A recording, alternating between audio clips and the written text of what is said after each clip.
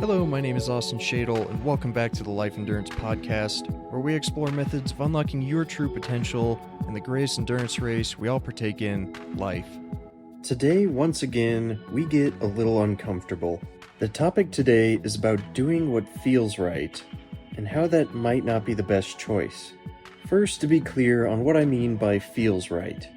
I'm not talking about morality in this case. This isn't a discussion of doing what's right or wrong. In this episode, what feels right is making choices and taking actions based on your feelings, and how simply following your feelings often only makes things worse. So let's dive in. The first example I want to make is when we feel scared.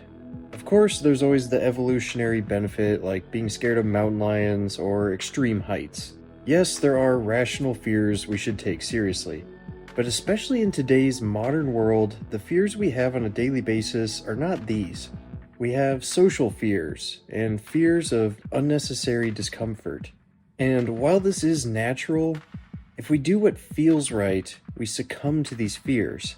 We don't take that big trip overseas that intimidates us. We don't approach that cute person our age at the coffee shop.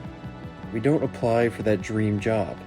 If we only acted upon how we felt, we would never make necessary changes to advance in life. For example, when I'm grocery shopping, I feel the urge to buy ice cream. I know for a brief moment that ice cream will feel really good to eat, but that does not align with my current goals. And when I give in to that feeling, it often turns into excessive eating, causing me to feel bad about myself and extend the amount of my life I spend at a weight I'm not happy with. And this brings me to the next point about following what feels right. Oftentimes, I think we confuse self-care with avoidance. There are times and places for self-care. We need to recharge and have enjoyment in life. But I think a lot of people call what they're doing self-care, when in reality, they're just avoiding the things they need to be doing. They are avoiding the true problem and pretending it's okay because they call it self-care and it feels good. Again, doing what feels right rather than what actually needs to be done. Whatever its form is, avoidance is never the answer. The longer we wait to address our problems, either the problem itself gets worse, or at minimum, we get worse as the stress compounds over time, causing an increase in negative emotions attached to the problem. To drive that point home even more, you know I always bring up habits whenever possible. Remember that every action we take is habit forming, and we do not want to build a habit of avoidance. So keep this thought in mind and do an inventory of your actions lately. Have you made decisions based solely on your feelings?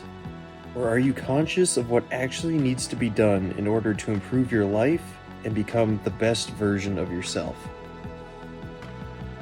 If you found value in this episode, please take 30 seconds to share it. And if you want to support yourself as well as the podcast, check out my affiliate links in the description. If you want to reach out or learn more about me, follow me at endurancebeast on Instagram.